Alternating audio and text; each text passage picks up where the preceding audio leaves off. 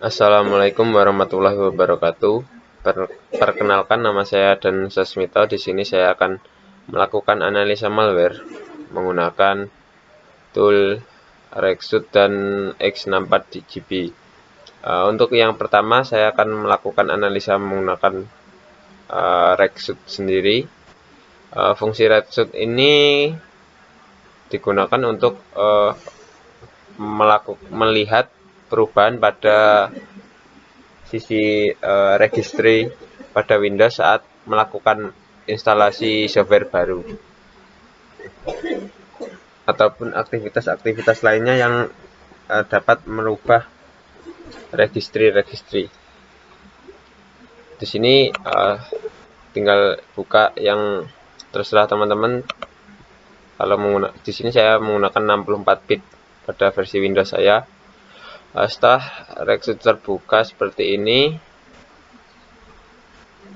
kita bisa pertama kita lakukan OneShoot terlebih dahulu untuk melihat registry yang belum berubah. Di sini saya sudah melakukan scanning. Yang kedua, kita jalankan terlebih dahulu salah satu program. Di sini saya ada malware yang namanya Asprog ini. Kita bisa jalankan. Sini sudah berjalan ya teman-teman.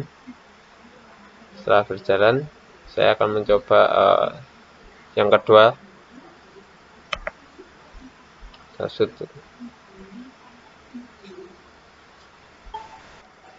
Setelah keduanya kita lakukan penangkapan atau capture,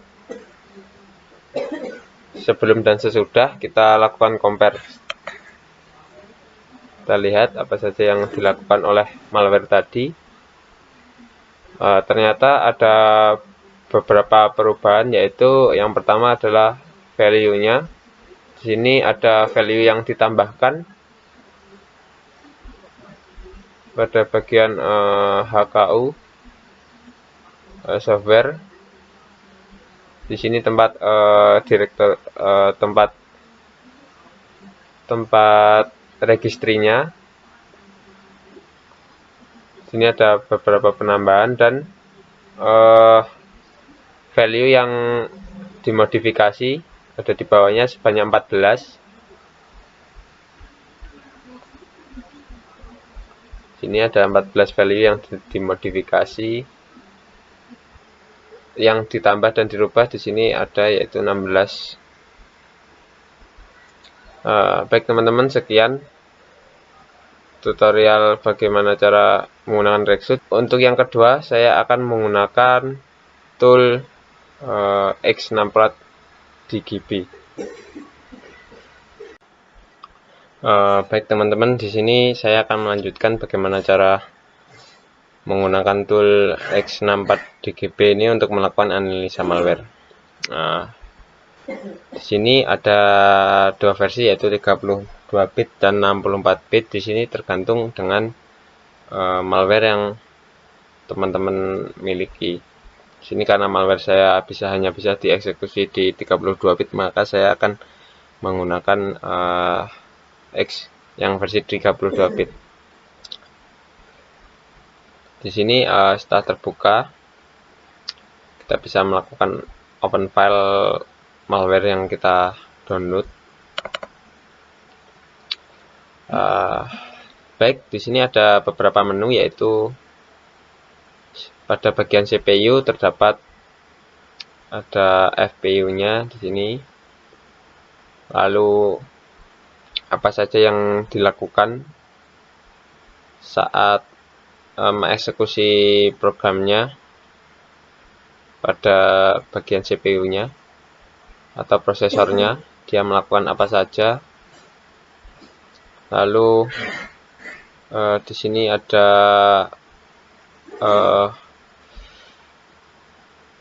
deskripsinya. Mungkin pada bagian ini dia melakukan breakpoint. Mungkin di sini ada user app, dispatcher, dan sebagainya. Untuk melihat lebih detailnya, Di sini kita bisa mengarahkan kursor langsung ke perintahnya, mungkin ada detail tambahan. Di sini terdapat detailnya yang untuk perintah call ini. Kita bisa, sebelum kita jalankan programnya, kita bisa melihat menu-menu selanjutnya. Ada breakpoint di sini. Breakpoint ini kita bisa langsung masuk ke breakpointnya dengan klik 2 kali. Di sini ada apa saja yang dilakukan breakpoint tersebut. Ada move, XOR, dan call. Itu ada add dan sebagainya. Lalu untuk selanjutnya ada memory map.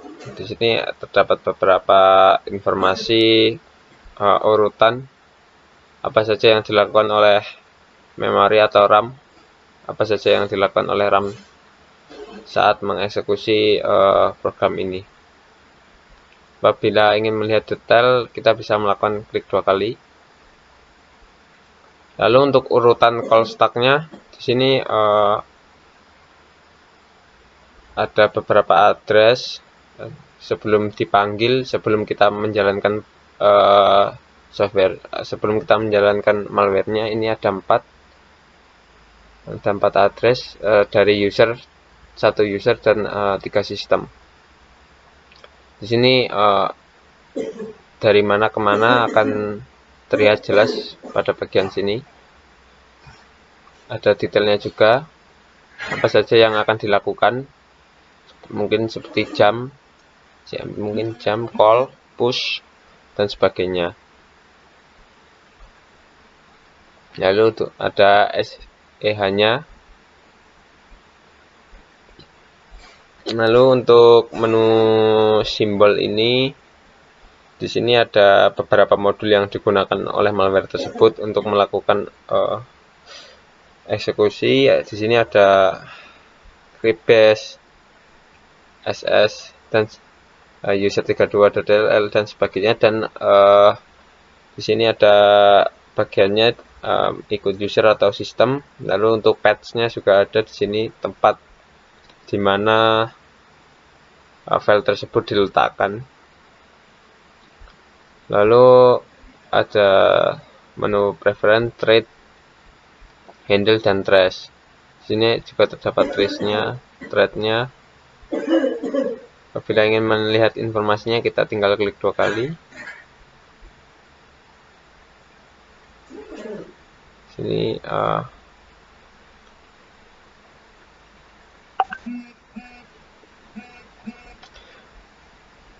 untuk melihat stringnya, kita bisa melakukan klik kanan, search for current model. Untuk string reference, mungkin kita bisa melihatnya. Sini dia melakukan beberapa perubahan.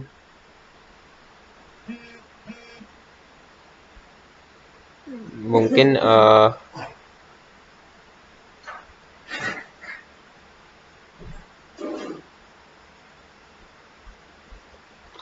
sini terdapat melakukan perubahan terhadap registry seperti ini. Dia melakukan push. Kemungkinan besar dia melakukan perubahan pada menu registrinya. Lalu tadi kan juga ada sebuah pada memory mapnya juga ada cryptbase. Kemungkinan ada bagian yang yang berkaitan dengan enkripsi sehingga menggunakan public key. Mungkin ada public key-nya juga nanti.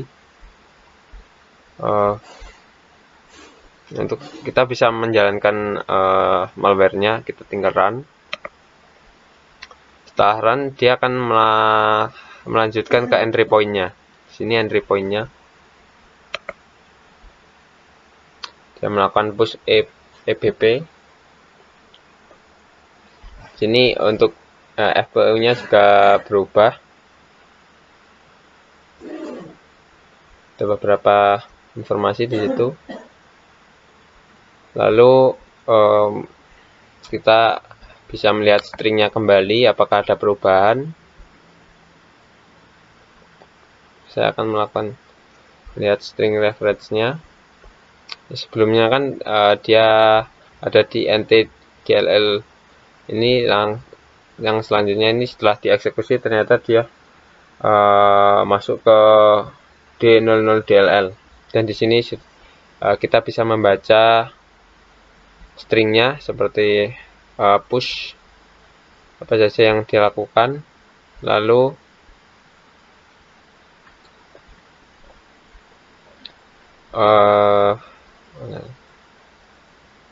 di sini ada anti-read virtual memory juga, terus anti-query information. Ternyata dia di sini malware ini menggunakan Microsoft Base Cryptographic Provider versi 1.0-nya dengan public key seperti ini. Lalu mungkin move the word ini kemungkinan dia mematikan antivirus.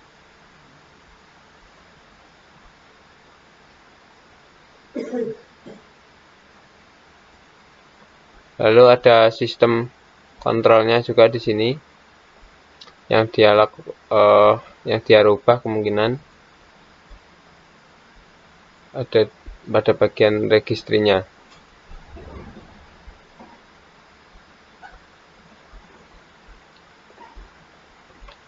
Lalu untuk simbolnya tadi juga ada beberapa tambahan modul yang digunakan dan patch atau tempatnya. Di sini ada tambahan yaitu DLL loader yang tersimpan ada D00DLL ini yang tersimpan sama dengan malwarenya, ada tambahan. Lalu untuk call stack-nya juga di sini ada tambahan juga. Di sini D00-nya masuk menjadi entry point. Lalu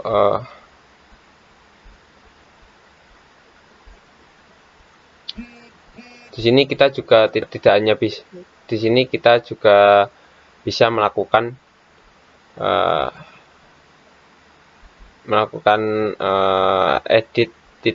editing pada binary-nya sesuai kebutuhan. Apabila sudah dilakukan tersebut, kita bisa lanjut sampai habis. Di sini program telah selesai dieksekusi. Mungkin itu saja bagaimana cara menggunakan X64DGB ini dari saya. Apabila ada kekurangan, saya mohon maaf. Wassalamualaikum warahmatullahi wabarakatuh.